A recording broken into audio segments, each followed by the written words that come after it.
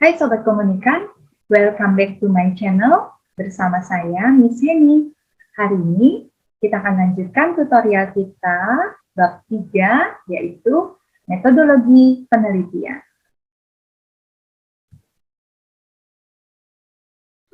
Oke, kita lanjutkan 3.6, teknik pengumpulan data.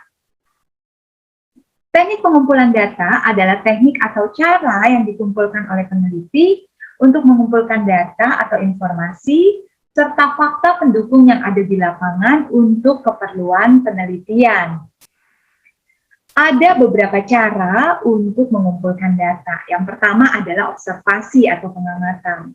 Teknik pengumpulan data observasi biasanya dilakukan dengan pengamatan langsung. Peneliti melakukan pengamatan di tempat terhadap objek penelitian yang diamati dengan menggunakan panca indera yang kemudian dikumpulkan dalam catatan atau alat rekam. Observasi biasanya dibagi menjadi 3, yaitu observasi partisipatif, observasi terus terang ataupun tersamar, dan observasi tak berstruktur. Berikut adalah observasi di mana peneliti melakukan pengamatan langsung kepada objek yang ditelitinya. Cara yang kedua yang biasa kita gunakan dalam penelitian kuantitatif, yaitu kuesioner atau angket. Angket atau kuesioner adalah teknik pengumpulan data dengan cara memberikan sederet pertanyaan untuk dijawab oleh responden. Ingat ya, Sobat Komunikan, responden adalah narasumber kita. Kalau di kualitatif kita sebutnya sebagai narasumber atau key informant, tetapi kalau di kuantitatif kita menyebutnya sebagai responden. Pertanyaan yang diberikan kepada responden merupakan pertanyaan yang diperlukan untuk penelitian kita.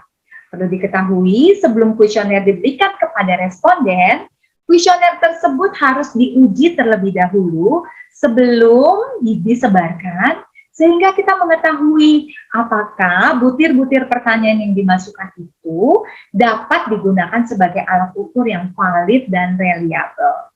Nanti saya akan jelaskan berikutnya bagaimana kita mengukur sebelum kuesioner itu disebar, harus ada yang disebut pretest. Jadi pretest itu digunakan untuk mengukur apakah item-item atau butir-butir pertanyaan dalam kuesioner tersebut valid dan reliable.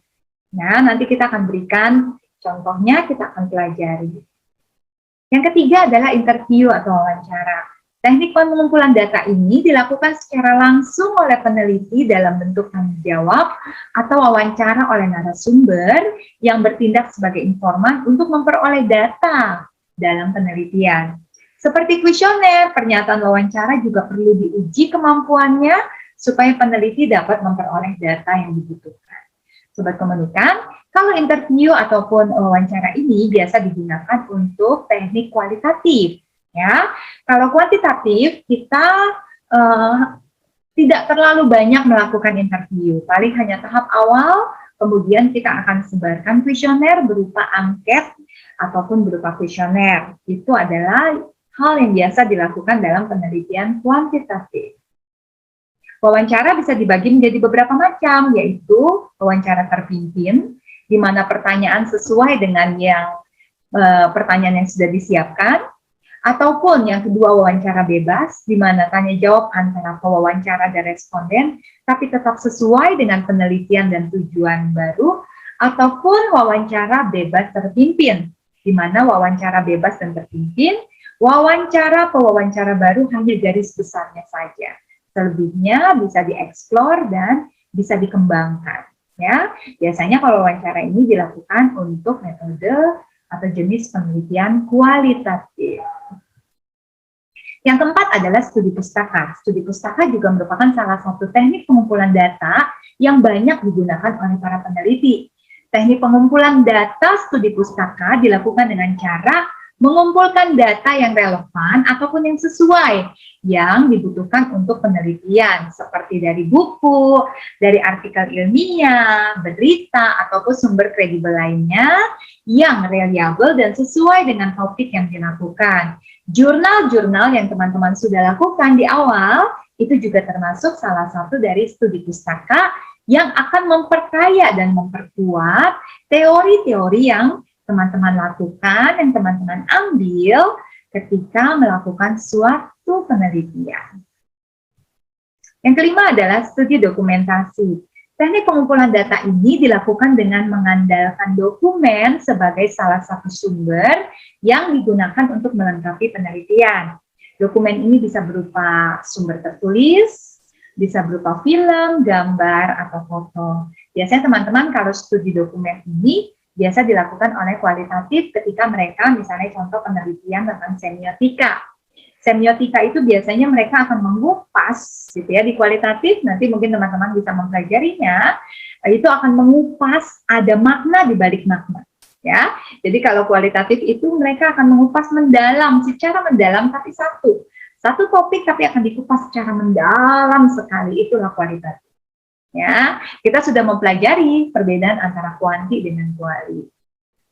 Jika peneliti menggunakan kuantitatif, maka teknik pengumpulan data yang bisa dipilih bisa menggunakan angket, wawancara, atau studi dokumentasi. Silakan teman-teman pakai saja yang mana biasa kita pakai. Biasanya kita menggunakan angket atau kuesioner. Nah, jika kualitatif, maka pengumpulan datanya bisa berupa observasi, forum group discussion, ya, ataupun deep interview, wawancara mendalam, ataupun studi kasus. Ini biasa digunakan untuk metodologi penelitian kualitatif. Jenis data menurut cara memperolehnya. Nah, teman-teman, sobat komunikan, dalam memperoleh data, kita memiliki ada dua yang disebut data primer dan data sekunder. Data primer adalah sumber data yang secara langsung memberikan data kepada pengumpul data. Contoh, ketika kita melakukan wawancara, otomatis itu merupakan data primer, karena kita memperoleh data dari sumber utamanya. Ataupun ketika kita sebar kuesioner dan angket, maka itu termasuk data primer, karena kita mendapatkan data dari responden yang kita teliti secara langsung. Ya, itu dimaksud dengan data primer. Tapi bagaimana dengan data sekunder? Data sekunder adalah sumber yang tidak langsung memberikan data kepada pengumpul data, misalnya melalui orang lain atau juga melalui dokumen. Contohnya data sekunder itu adalah ketika kita memperoleh jumlah statistik satu daerah, jumlah penduduk satu daerah. Kita tidak bertanya kepada orang per orang atau kita tidak melakukan penelitian langsung, tetapi kita ambil data dari BPS misalnya.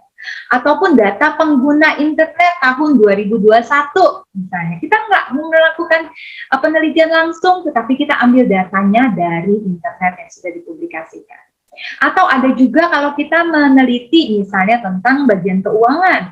Kita meneliti data perusahaan, data keuangan perusahaan yang sudah dipublikasikan. Misalnya dalam bursa saham, gitu ya. Nah, itu juga termasuk data sekunder, di mana para peneliti memperoleh data setelah itu dipublikasikan, ya, bukan kita memperoleh langsung dari responden yang kita teliti. Paham ya, teman-teman? Jadi ada perbedaan antara data primer di mana peneliti memperoleh langsung dari sumbernya, dari narasumbernya, ataupun dari responden secara langsung. Sedangkan kalau yang data sekunder adalah data yang diperoleh setelah dipublikasikan, biasanya melalui internet atau laporan keuangan dan lain sebagainya. Data primer itu kuesioner. Nah, ini adalah tadi yang saya jelaskan, contohnya adalah kuesioner, wawancara juga, sedangkan data sekunder itu bisa studi pustaka, teman-teman bisa ambil dari buku, ya, bisa ambil dari berita online misalnya, bisa ambil dari jurnal, dan lain sebagainya. Oke, so itu adalah teknik pengumpulan data. Silakan teman-teman lanjutkan untuk menyelesaikan bab 3 kita mengenai metodologi penelitian. Saya Miss Heni, sampai jumpa di tutorial berikutnya. Salam!